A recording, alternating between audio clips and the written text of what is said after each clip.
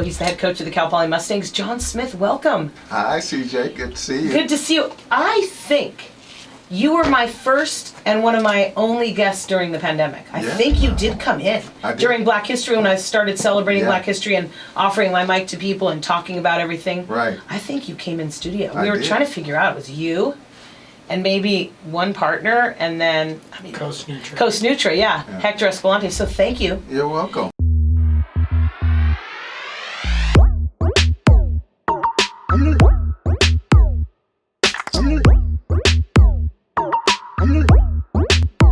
You also look relaxed because last year when I saw you, we were in the middle of a global pandemic, which we still are. Yeah. But things are getting better with the vaccines and people being thoughtful and just all the changes and the protocols. Prepping for this season, as opposed to prepping for last season, what's the one that gives you the most relief compared to last year? Well, the fact that we were just talking out there, our freshmen are now sophomores, and they had the proper preparation for a college season. You know, last year they didn't have a clue of how to guard a ball screen, you know, the spacing that needs to take place on the offensive side, nothing. You know, because we couldn't practice. You know, only two to a basket, you couldn't share a basketball, Couldn't get too close to each other. Right. So this year, you know, during they've had a phenomenal off season, and you know they're ready to take the next step. You know, but there's still a ways to go.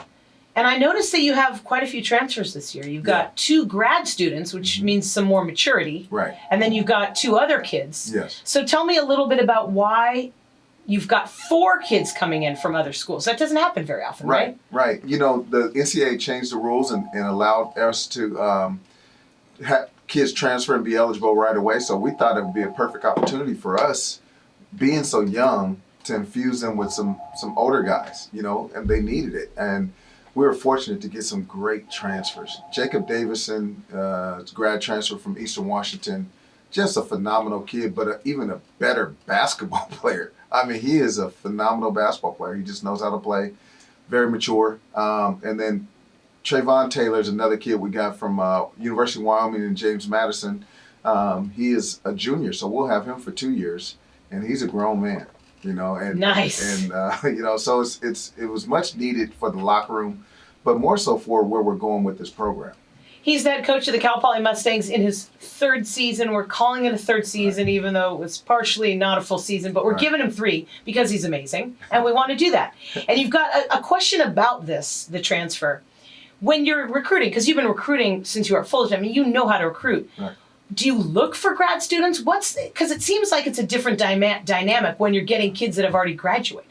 Yeah, it is. You know, as we assessed the end of the year, we knew we were going to lose a couple players, which, you know, that's the nature of the business right now. So throughout the year, our staff, you know, they pay attention to what's called the transfer portal, right? And kids put themselves in the portal throughout the year.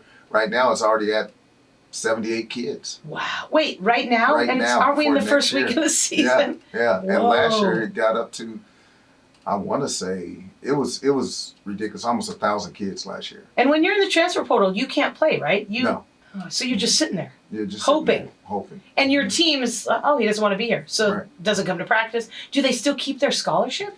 If they transfer this early, some don't. Really? Yeah. Okay. They just go into portal, and if you have a scholarship at the end of the semester, you can, you know, grab them and try and get them, you know, for the next semester eligible to go to school and start practicing with the team, but they can't play until the following year.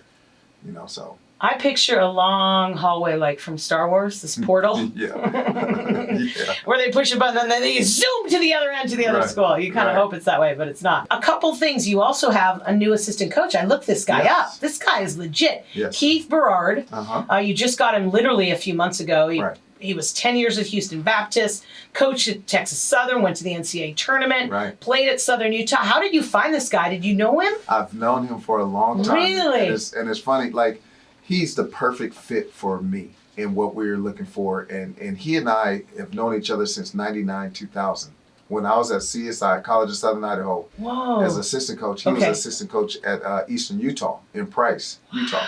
So we played against each other and we just stayed in contact for 20 some odd years. and he's such a genuine dude, just a great guy and a hard worker.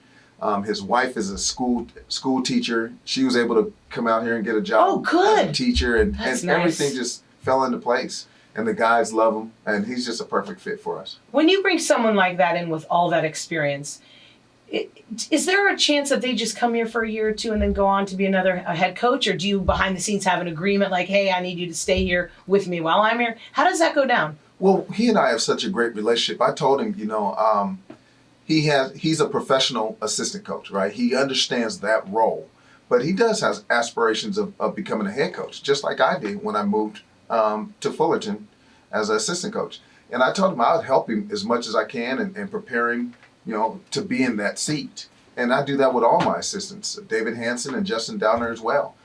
So just like Dedrick Taylor did it for myself and Danny Sprinkle, who is a head coach at Montana State now. It is our job to prepare our assistants to become head coaches. And you can still have a great time for the short time you have. Right. And you know that as a head coach, that you might lose guys. Yes. It's just part of the process. No doubt. He's the head coach of the Cal Poly Mustangs, John Smith.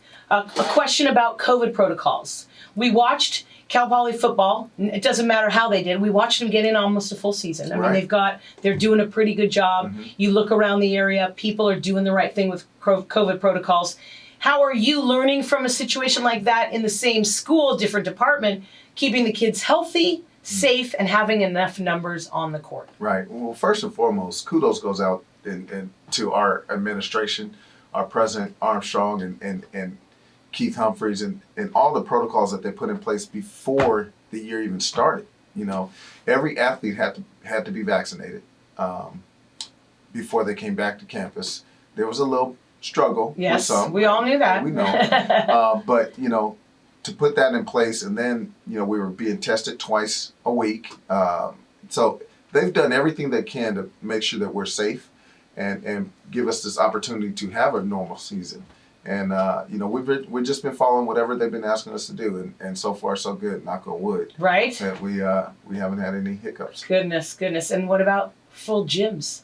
A lot of fans in the stands. Yes, last night was so crazy. Yeah, it was great seeing it. Oh, wow. My first year, there's a picture I think it's my screensaver on Twitter or Facebook, one of those. There's a little kid that always comes to our game, and he's just a bundle of joy, and he waits there for me to slap five with me, and he's wearing his glasses, and he just has the biggest smile. And I saw him again for the first time last night. Oh, and we just embraced each other again, and it was like we never missed a beat. But that's what you live it. You do it for, and you miss having that interaction with the crowd and the community, especially this community. They do a great job of supporting us. I remember sitting at Mott last year, and I looked down, and I was one of 8 people in the building. I was very lucky to be there with one of my interns.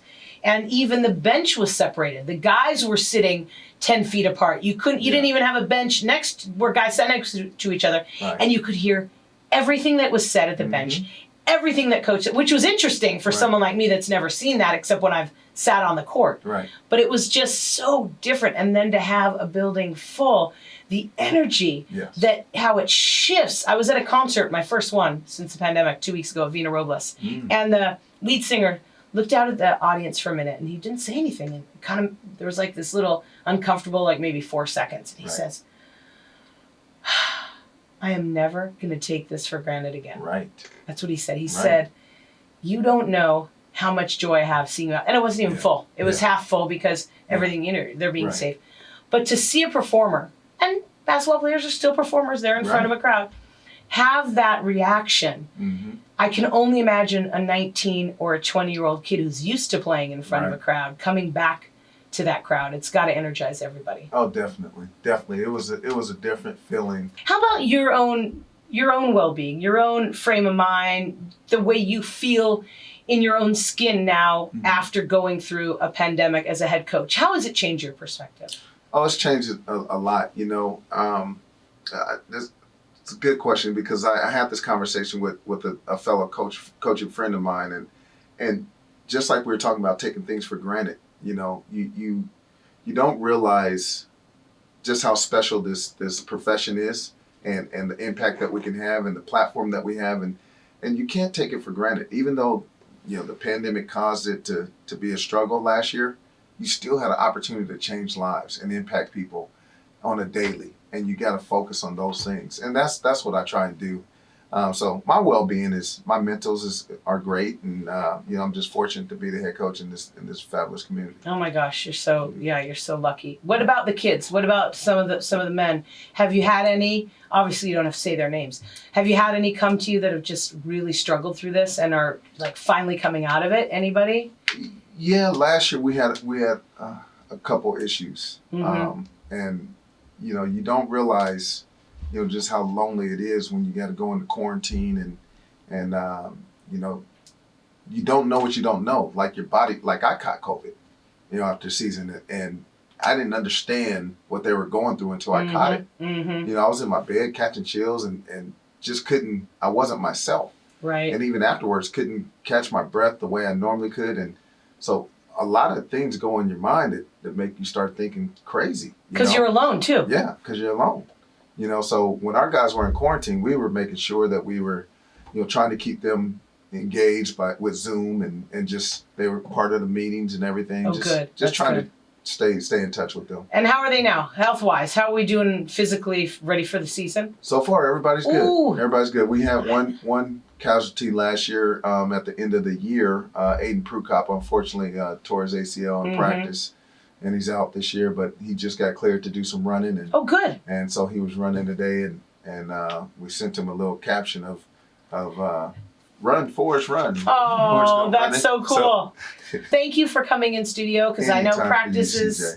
Well, I appreciate you, and we're so fortunate to have you. I wish you the best. Your energy, the love of the game, the way you exude acceptance with everyone. It's just, we are really, really lucky to have you here at Cal Poly. Thank you. I appreciate you so much. That, CJ.